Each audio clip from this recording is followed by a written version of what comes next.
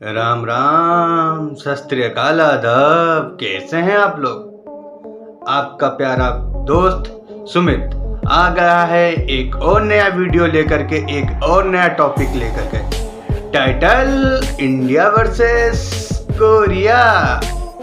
नया वीडियो है, अच्छा वीडियो है, आप लोग देखो और रिएक्शन दो अपना। कमेंट बॉक्स में आकर के बताओ हमें आपको वीडियो कैसा लगा, कैसा नहीं लगा। बहुत अच्छा वीडियो है। इसमें बात होगी कि कितनी मजबूत सेना है इंडिया की और कोरिया की। अगर इंडिया कोरिया में जंग होती है तो कौन सा देश किसका साथ देगा?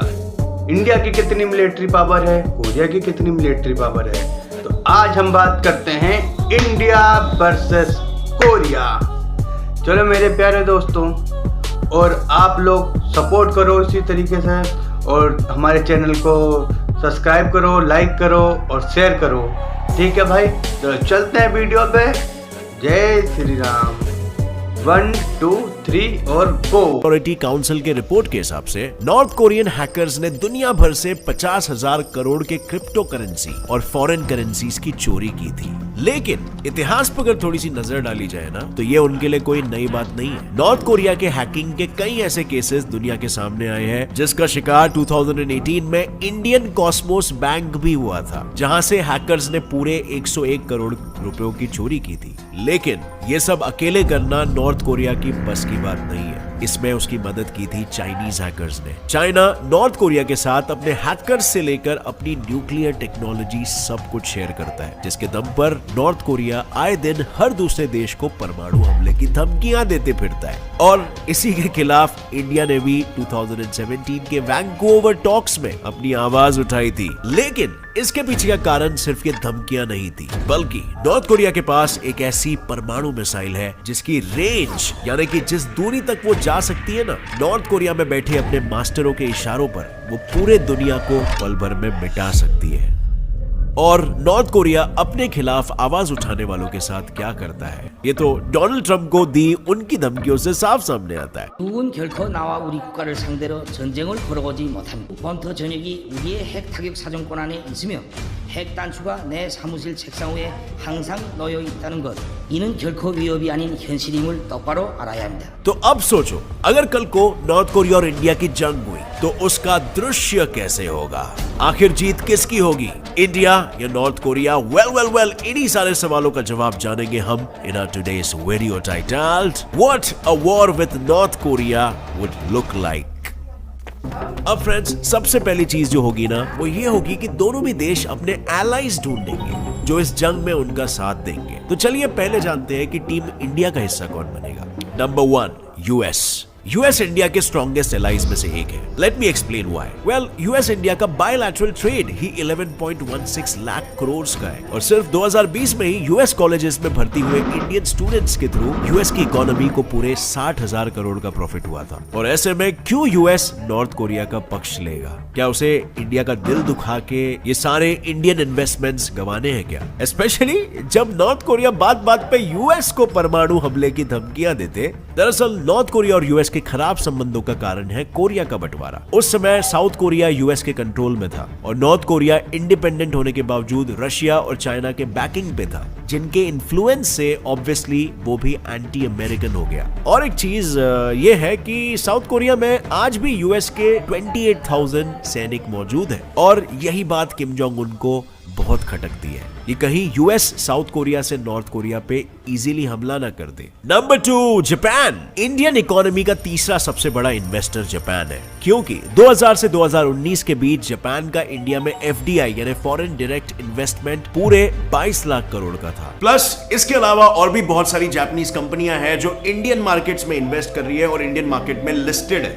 कंपनीज जैसे Maruti Suzuki, Honda, Sony, Nissan, Panasonic, Toyota etcetera. और इंडिया के जापान के साथ रिलेशंस इतने अच्छे हैं कि ये जापानीज कंपनी इंडियन मार्केट में इन्वेस्ट कर रही है, और हम इंडियंस इनके कंपनीज के ही शेयर्स में इन्वेस्ट कर सकते हैं और हमें प्रॉफिट मिलता है।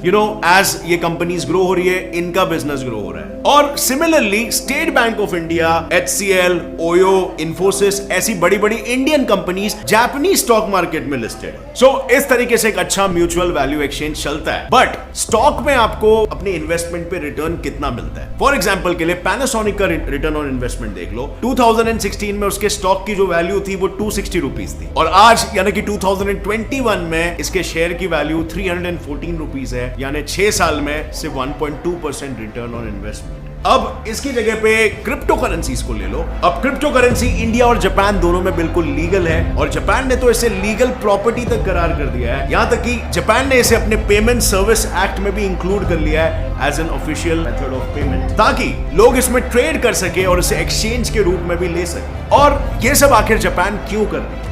क्योंकि बिटकॉइंस की वैल्यू 2015 में 29,000 रुपीज थी और आज के तारीख में इसकी वैल्यू 45.9 लाख रुपीज हो गई। मतलब यार 6 साल में 218% ROI कौन देता है? और हाँ, एक बात, इंडिया ने 2020 की बात है $923 मिलियन का इन्वेस्टमेंट किया था अकेले इंडिया, और आज 2021 में ये फिगर बढ़ चुका है अप्रोक्सीमेटली $6 बिलियन से। So as you can see, इतने सारे लोग जब इस मार्केट में इन्वेस्ट कर रहे हैं तो ये मार्केट के फ्यूचर प्रोस्पेक्ट्स भी काफी हाई है। और फ्रेंड्स, आप सभी लोग अगर इन्वेस्ट करते हो तो अपने पोर्टफोलियो का एक हिस्सा आपको क्रिप्टो करेंसीज में बिल्कुल इन्वेस्ट करना चाहिए रिसर्च करने के बाद। और इसके लिए मैं आपको रेकमेंड करूंगा एक ही ट्रस्टेड ऐप, इसका नाम है CoinSwitch Kuber app. CoinSwitch Kuber app India की number 1 cryptocurrency exchange platform है, जहां पर आप इन्वेस्ट और ट्रेडिंग दोनों कर सकते हो क्रिप्टो करेंसीज में, क्योंकि यहाँ पर 100 से भी ज्यादा क्रिप्टो करेंसीज अवेलेबल है। और यहाँ पर आपको हजारों या लाखों रुपए डालने की जरूरत नहीं है, यहाँ पर आप 100 रुपए से भी इन्वेस्टमेंट शुरू कर सकते हैं। और 50 रुपए तो आप अगर नीचे डिस्क्रिप्शन में लिंक पे क्लिक करोगे मेरे, तो आपको 50 रुपीज वर्थ ऑफ बिटकॉइन ऐसे ही मिल जाएगा फ्री में। अब ये ऐप बिल्कुल ही जेन्युइन है, क्योंकि इसमें ईच एंड एवरी पर्सन का KYC होता है। इसका मतलब अगर आप क्रिप्टो ट्रेडिंग कर रहे हो तो सामने वाली पार्टी भी बिल्कुल जेन्युइन होने वाली है। अब मे भी आपको लगे इस पे क्रिप्टो करेंसीज परचेस करना हार्ड होगा, बट इतना इजी है जैसे आप ऑनलाइन शॉपिंग कर रहे हो। और अगर आपके इन्वेस्टेड अमाउंट की वैल्यू बढ़ी तो आप उसे इंस्टेंटली विड्रॉ भी कर सकते हो, या अगर आपने ट्रेड किया, आपने प्रॉफिट कमाया, वो भी आप इंस्टेंटली विड्रॉ कर सकते हो अपने बैंक अकाउंट। बड़ा फ्रेंड्स, जिसमें भी आप इन्वेस्ट करोगे, जिस भी क्रिप्टो करेंसी में, उसके पीछे एक कंपनी होती है, टेक्नोलॉजी होती है। तो पहले उस पर रिसर्च करो, फिर इन्वेस्ट करो, जैसे आप किसी और कंपनी में इन्वेस्ट करो। और इस तरीके से आप एक अच्छा खासा प्रॉफिट अर्न कर सकते हो इन द फ्यूचर। सो 50 रुपए के बिटकॉइंस फ्री चाहिए तो नीचे डिस्क्रिप्शन लिंक पे क्लिक करो and go install this app now. Well friends, coming back to the topic, India और जापान, इन दोनों देशों की मिलिट्री टाइज इतनी अच्छी है कि कई बार वो मालाबार जैसी मिलिट्री ड्रिल भी करते हैं, जिसके पीछे का एक ही मकसद है इंडियन ओशन में शांति बनाए रखना। इंडिया और जापान के रिश्ते बहुत पुराने हैं। इनफैक्ट इंडिया को आजादी मिलने पर एक देश के तौर पर रिकॉग्नाइज करने वाला देश जापान सबसे पहले था। इंडिया ने भी जापान पर 1951 में सैन फ्रांसिस्को पीस कॉन्फ्रेंस के दौरान लगे हुए रेस्ट्रिक्शंस के खिलाफ आवाज उठाई थी। लेकिन एक मिनट, जापान नॉर्थ कोरिया के खिलाफ क्यों जाएगा? इसका सबसे बड़ा कारण नॉर्थ कोरिया खुद है। नॉर्थ कोरिया ने 1977 से लेकर 1983 इन 6 सालों में कई जापानीज लोगों को अगवा किया था, किडनैप। इसके अलावा नॉर्थ कोरिया के मिसाइल टेस्ट भी जापान को एक बड़ा खतरा है। एक टेस्ट के दौरान ताइपोडोंग 1 नाम की एक बैलिस्टिक मिसाइल जो नॉर्थ कोरिया को पैसिफिक ओशन में लैंड करवाना था, वो नॉर्थ कोरिया जापान के ऊपर से लेकर गया था। अब अगर गलती से भी 19-20 हो जाता ना, तो जापान की बैंड बच जाती। और ये सब उसने किया विदाउट एनी परमिशन, तो दुश्मनी तो बिल्कुल जायज है, राइट? Number 3, France. इस लिस्ट में हमने इंडिया के बेस्ट फ्रेंड को शामिल नहीं किया तो कैसे चलेगा? यूएन सिक्योरिटी काउंसिल का परमानेंट मेंबर बनने की बात हो या G8 में शामिल होने की, फ्रांस ने हमेशा इंडिया को सपोर्ट किया है, क्योंकि आज फ्रांस में स्थित इंडियन कंपनीज फ्रांस का पूरा 8.7 thousand करोड़ का फायदा करा रही है। और वहीं फ्रांस इंडिया में 2.2 लाख करोड़ का इन्वेस्टमेंट करके इंडिया का 9th सबसे बड़ा फॉरेन इन्वेस्टर बन चुका है। प्लस 2018 में साइन किए हुए एक एग्रीमेंट के थ्रू इंडियन और फ्रेंच नेवीज अब एक दूसरे के बेसेस यूज कर सकते हैं। लेकिन ये सब तो ठीक है, नॉर्थ कोरिया को ना सपोर्ट करने के पीछे फ्रांस का क्या कारण हो सकता है? वेल, कारण है। दरअसल एस्टोनिया और फ्रांस ही 2 ऐसे यूरोपियन देश हैं जिनके नॉर्थ कोरिया के साथ किसी भी किस्म के फ्रेंडली संबंध नहीं है। उल्टा नॉर्थ कोरिया के हर न्यूक्लियर टेस्ट पर फ्रांस ने अपनी आवाज हर बार उठाई है। और दूसरी चीज ये भी है कि फ्रांस यूएस का भी एलाय है, जो वहीं पर जाता है जहां पर यूएस जाता है। Number 4, Israel. अब फ्रेंड्स, आपको ये पता है इंडिया और इजराइल के संबंध बहुत गहरे हैं, और इसका कारण ये है कि जब ज्यूस को बेरहमी से मारा जा रहा था ना, तब उनका सहारा बन के इंडिया आगे आई थी। प्लस इजरायली मिलिट्री इक्विपमेंट का सबसे बड़ा बायर है इंडिया, और इंडिया में रशिया के बाद मिलिट्री इक्विपमेंट सप्लाई करने वाला दूसरा सबसे बड़ा सप्लायर है इजरायल। और 1999 से लेकर 2009 तक इसी लेन देन के पूरे 67,000 करोड़ हो चुके हैं। लेकिन इजरायल और इंडिया के बीच के ये संबंध सिर्फ हथियारों के लेन देन तक ही सीमित नहीं है। जब 14 फरवरी 2019 को हुए पुलवामा अटैक में 40 सैनिक मारे गए थे, तब इजरायल ने इंडियन आर्मी और गवर्नमेंट को अपना अनकंडीशनल सपोर्ट दिया था। पर ये सपोर्ट एक तरफा नहीं था। यानी अप्रैल 2020 में जब पूरी दुनिया और इंडिया खुद इस पैंडेमिक से जूझ रही थी, तब इंडिया ने हाइड्रोक्सीक्लोरोक्विनोन और क्लोरोक्विनोन जैसी दवाइयों का पूरा 5 टन इजरायल को भेजा था मदद के तौर पे। अब इजरायल नॉर्थ कोरिया का जानी दुश्मन है, क्योंकि नॉर्थ कोरिया ने 1981 के पर्शियन गल्फ वॉर के दौरान ईरान को आर्म्स और एम्यूनिशन सप्लाई करके उसकी काफी ज्यादा मदद की थी, और इस बात का गुस्सा उन्हें आज तक सताता है इजरायलीज को। सो अब भाई लोग, बहुत हमने जान लिया टीम इंडिया के बारे में, अब जरा जानते हैं टीम नॉर्थ कोरिया के बारे में। Number 1, China. China north Korea का सबसे क्लोजेस्ट एलाय है, और इसकी वजह नॉर्थ कोरिया की इकोनॉमी है, और इसी की वजह से नॉर्थ कोरिया की इकोनॉमी चलती है, क्योंकि लिटरली नॉर्थ कोरिया का 90% से भी ज्यादा ट्रेड चाइना के साथ ही होता है, और नॉर्थ कोरिया की दूसरी आर्थिक मदद चाइना के आधे पूरे फॉरेन एड के कारण होता है। लेकिन क्या इसका मतलब यह है कि चाइना इस जंग में भी नॉर्थ कोरिया की मदद करेगा? जी हाँ, बिल्कुल करेगा, क्योंकि उसके पास 2 कारण है। पहला, इस जंग में चाइना के 2 सबसे बड़े दुश्मन शामिल होंगे, इंडिया और यूएस। और अगर इंडिया जीत जाता है तो कमजोर नॉर्थ कोरिया को साउथ कोरिया मिलकर एक यूनिफाइड कोरिया बनना पड़ेगा। लेकिन यहाँ चाइना की प्रॉब्लम यह है कि साउथ कोरिया में यूएस के काफी सैनिक हैं, और इसीलिए अगर इंडिया और यूएस जीतता है तो चाइना के बॉर्डर पर उसका सबसे बड़ा दुश्मन यूएस दस्तक दे सकता है, जो ऑफ कोर्स उसे होने नहीं देता है। और चाइना का इसमें इन्वॉल्व होने का दूसरा लालच ये है कि अगर इंडिया हारता है तो चाइना के लिए इंडिया की काफी सारी टेरिटरी पर कब्जा करना और आसान हो जाएगा। इंडिया ही क्या, चाइना और नॉर्थ कोरिया अगर जीत जाते हैं तो वो आपस के छोटे छोटे कंट्रीज जैसे ताइवान, फिलीपींस पर भी कब्जा कर लेंगे। नंबर 2, पाकिस्तान। पाकिस्तान का सबसे बड़ा एलाय है चाइना, और फिलहाल पाकिस्तान को चाइना को पूरे 1.8 लाख करोड़ का कर्ज चुकाना बाकी है। अगर चाइना किसी जंग में शामिल है और अगर ये जंग वर्ल्ड वॉर 3 में तब्दील होती है तो पाकिस्तान भी चाइना की तरफ से ही जंग में उतरेगा। दूसरी बात यह है कि इंडिया के खिलाफ जंग हो रही है और पाकिस्तान नहीं उतरेगा, ऐसा हो सकता है क्या? पाकिस्तान इसमें अपना दूसरा फायदा देख सकता है, कश्मीर को पाना। अगर इंडिया इस जंग में हार जाता है तो पाकिस्तान को पूरा कश्मीर मिल जाएगा, और इसी के अलावा पाकिस्तान ने ही न्यूक्लियर टेक्नोलॉजी नॉर्थ कोरिया को दी है, जिससे ये साबित होता है कि उसके नॉर्थ कोरिया के साथ संबंध काफी अच्छे हैं। Number 3, Iran. दिसंबर 2009 में थाईलैंड में नॉर्थ कोरिया से ईरान जाने वाली एक नॉर्थ कोरियन शिप को पकड़ा गया था, जिसमें रॉकेट लॉन्चर्स और सरफेस टू एयर मिसाइल के पार्ट्स थे, जिसके बाद लोगों का यह सस्पिशन क्लियर हो गया कि नॉर्थ कोरिया ने 1980 के ईरान इराक वॉर में ईरान को हथियार सप्लाई किए थे। लेकिन आज चीजें हथियार सप्लाई करने तक ही सीमित नहीं है। 2012 में दोनों ने एक साइंटिफिक कोऑपरेशन पैक्ट साइन किया था, जो पूरी दुनिया के हिसाब से न्यूक्लियर टेक्नोलॉजी शेयर करने का पैक्ट था। कल को जंग अगर हुआ तो ऑब्वियसली ईरान अपने फेवरेट वेपन डीलर का साइड ही लेगा। Number 4, Syria. सीरिया और नॉर्थ कोरिया के करीबी रिश्तों की शुरुआत होती है 1960s के इजराइल सीरिया की जंग से, जब नॉर्थ कोरिया ने सीरिया को जंग में मिलिट्री असिस्टेंस प्रोवाइड किया था। और बस यही नहीं, तो नॉर्थ कोरिया ने ईस्टर्न सीरिया में प्लूटोनियम रिएक्टर्स बनाने के लिए मदद की थी, और इन्हीं रिश्तों को मजबूत करने के लिए दोनों भी देशों ने एक दूसरे की एम्बेसीज अपने यहाँ पर रखी है। यूएन ने अपने एक रिपोर्ट में यह संदेह डाला था कि नॉर्थ कोरिया सीरिया को केमिकल वेपन्स बनाने में मदद कर रहा है, और ये काफी अलार्मिंग सिचुएशन था। ये तो हो गए एलाइज।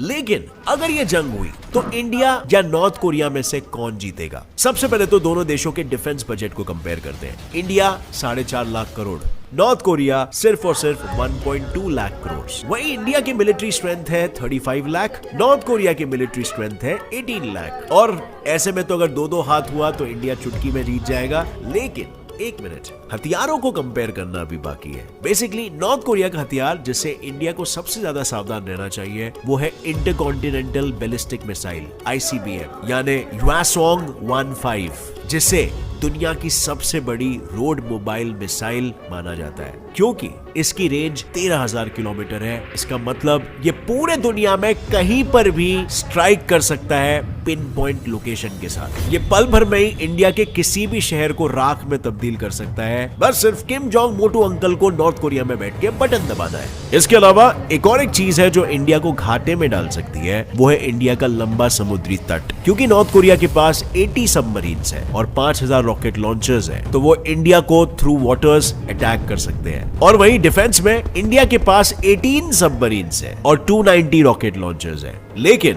इंडिया की नेवी फोर्स बहुत ताकतवर है, क्योंकि हमारे पास 2 एयरक्राफ्ट कैरियर्स है, 15 फ्रिगेट्स है, 20 कॉर्वेट्स है और 11 डिस्ट्रॉयर जैसे नेवल एसेट्स है, जो नॉर्थ कोरिया के पास ना के बराबर है। प्लस इंडिया का एसैट यानी एंटी सैटेलाइट मिसाइल दुश्मन के ज्यादातर मिसाइल्स को हवा में ही खत्म कर देता है। और अभी कंपैरिजन देख अब तक की टक्कर तो अच्छी खासी लग रही होगी, दोनों में से कोई भी जीत सकता है, लेकिन इंडिया के चांसेस काफी ज्यादा हैं, क्योंकि एज वी नो हमारे किम जोंग उन भैया कभी दुनिया से सच थोड़ी ना कहते हैं। ये जो हथियारों की गिनती है ना, वो कितनी सच है और कितनी झूठ है ये कोई नहीं जानता। प्लस जिस देश में हरदम भुखमारी चल रही हो, उसके 18 लाख सैनिक भी आखिर कितना ही लड़ लेंगे। पर एक चीज तो तय है, अगर ये जंग हुई तो नुकसान दोनों का होगा या शायद पूरी दुनिया का, क्योंकि अगर ये जंग होती है तो ये सिर्फ इन दोनों देशों के बीच ही नहीं, बल्कि इसमें ग्लोबल पॉलिटिक्स भी इन्वॉल्व हो जाएगी, उनके एलाइज भी बीच टपक पड़ेंगे और वहां से ये बढ़ने लगेगा। और जब बड़े बड़े देश जंग पर आने लगेंगे तो वो चीज हो सकती है जिससे पूरी दुनिया डर रही है, वर्ल्ड वॉर 3। अब हम सभी जानते हैं कि सिर्फ 2 एटॉमिक बॉम्ब हिरोशिमा और नागासाकी में जो ड्रॉप किए गए थे उससे क्या आश्चर्य हुआ था, लेकिन अगर वर्ल्ड वॉर 3 हुआ ना तो एटम बॉम्ब नहीं न्यूक्लियर बॉम्ब्स का इस्तेमाल होगा। और सिर्फ एक 300 किलो का न्यूक्लियर बॉम्ब काफी है 126 किलोमीटर तक तबाही फैलाकर 70% लोगों को तड़पा कर मारने के लिए। पर ये तो सिर्फ एक बॉम्ब की बात है, आज ऐसे इंसानों को पिघलाने वाले 14,000 बॉम्ब्स दुनिया में मौजूद है, जिसमें से इंडिया के पास 160 और नॉर्थ कोरिया के पास 30 है। और इंडिया के पास जो अग्नि 5 मिसाइल है वो 1500 किलो की एक ऐसी मिसाइल है जो सिर्फ 5 से 10 मिनट में नॉर्थ कोरिया के पूरे 8,000 किलोमीटर तक के इलाके को राख बना सकती है। अब सोचो, अगर इंडिया ने 5 भी ऐसे बॉम्ब फोड़ दिए तो नॉर्थ कोरिया दुनिया के नक्शे से ही गायब हो जाएगा। लेकिन अगर उससे पहले नॉर्थ कोरिया ने हम पे मिसाइल छोड़े तो हमारा क्या होगा? वेल, अच्छा चांस है कि हमारा मिसाइल डिफेंस सिस्टम बचा लेगा, क्योंकि वो उसे जमीन पे गिरने से पहले ही इंटरसेप्ट कर लेगा और इंडिया को शायद मौका मिल जाए कि इंडिया फर्स्ट स्ट्राइक कर सके। ऐसे में भी खुश होने की जरूरत नहीं है, क्योंकि did you know nuclear bombs अगर कुछ फट गए ना तो आइस एज की भी शुरुआत हो सकती है, जिससे पूरी दुनिया का अंत करीब आ जाएगा। और ये कैसे हो सकता है मैंने इंडिया वर्सेस पाकिस्तान वाले वीडियो में एक्सप्लेन किया है, लिंक आई बटन पे है। अब जरा सोचते हैं कि नॉर्थ कोरिया और इंडिया के बीच में आखिर जंग कैसे हो सकती है, क्योंकि हम ये समझ गए कि ये जंग बहुत ही जानलेवा होगी ऑब्वियसली, बट आखिर क्यों होगी? Well, You'll actually be quite surprised to know कि 2013 में इंडिया नॉर्थ कोरिया का तीसरा सबसे बड़ा ट्रेडिंग पार्टनर बन गया था। और तो और दिल्ली और नॉर्थ कोरिया के कैपिटल योंगयांग में दोनों देशों ने अपनी अपनी एम्बेसीज खोल रखी है। दरअसल इंडिया और नॉर्थ कोरिया के रिश्ते हमेशा से अच्छे खासे ही चलते आ रहे हैं, और इन अच्छे रिश्तों का बीज तो कई सदियों पहले से ही बोया गया था कोरिया की रानी ह्यो वांग ओक द्वारा, जिनकी पैदाइश दरअसल क्वाइट सरप्राइजिंगली अयोध्या की है। इनफैक्ट वो अयोध्या की राजकुमारी भी थी, जिन्हें बरकरार रखने के लिए इंडिया ने कई बार भुखमरी के दौर में नॉर्थ कोरिया को खाना सप्लाई किया था। मेरे प्यारे भाइयों, बताओ कैसा लगा आपको वीडियो? मेरे कमेंट सेक्शन में आकर के बताइए, और हमारे चैनल को सब्सक्राइब करो, लाइक करो और डिसलाइक करो, कुछ तो करो, ऐसे थोड़ी ना जाने देंगे। और शेयर करो अपने दोस्तों के पास और हमें सपोर्ट करो। हम ऐसे नए से नए वीडियो लेकर के आएंगे आपके पास और आपको दिखाएंगे। तो फिर चलते हैं, कल फिर मिलते हैं। राम राम।